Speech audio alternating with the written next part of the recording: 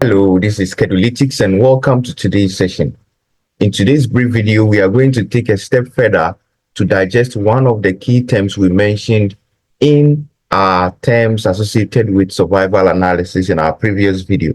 If you have not watched that particular video, you want to watch that video so as to enrich your knowledge about the terms that are associated with survival analysis. Now, the first term we mentioned was survival time, which, if you recall, talks about the time from a starting point, such as the diagnosis or treatment initiation, until the occurrence of the event of interest, example, death. It is often also referred to as the time to event or time to failure. So in this video, if you watch it right to the very end, you'll be able to know how to use the STATA platform to be able to calculate your survival time. And so here we are right here in the STATA platform and want to see how we can use this to be able to achieve our survival time of our participants.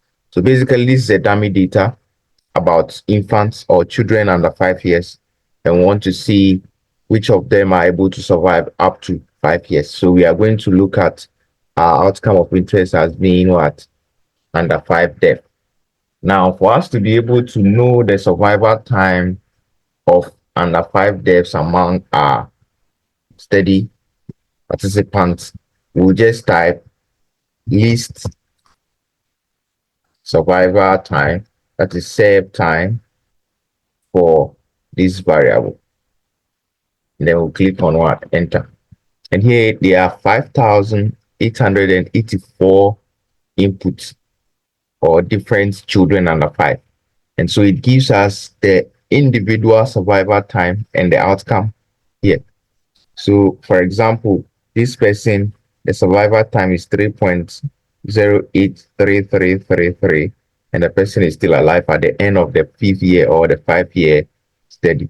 Now, this person's survival time is 0.001, and the person is dead. And then we have varied outcomes, as you can see. So here it lists all of them. So perhaps you want to know the first 10 or the first 20 of the list. How do you go about it? You just do an adjustment to the code by typing list save time under 5 in 1 to 10. So if it is the first 10 you are looking for, this is what you do. And it presents to you the first 10 of the survival times in your data set.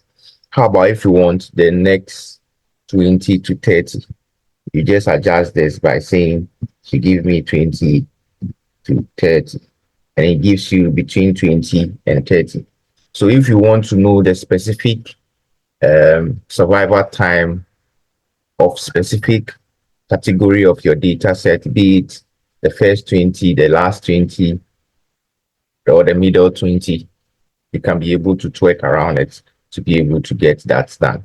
So generally, this is how you can be able to calculate the survival time of any data sets that you are having when you have the time of initiation of treatment or diagnosis, and then you are trying to find out the time it takes for the occurrence of the event to happen.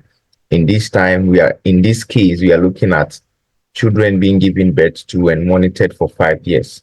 How many of them die between the first 5 years of life and between the 5 years of the study?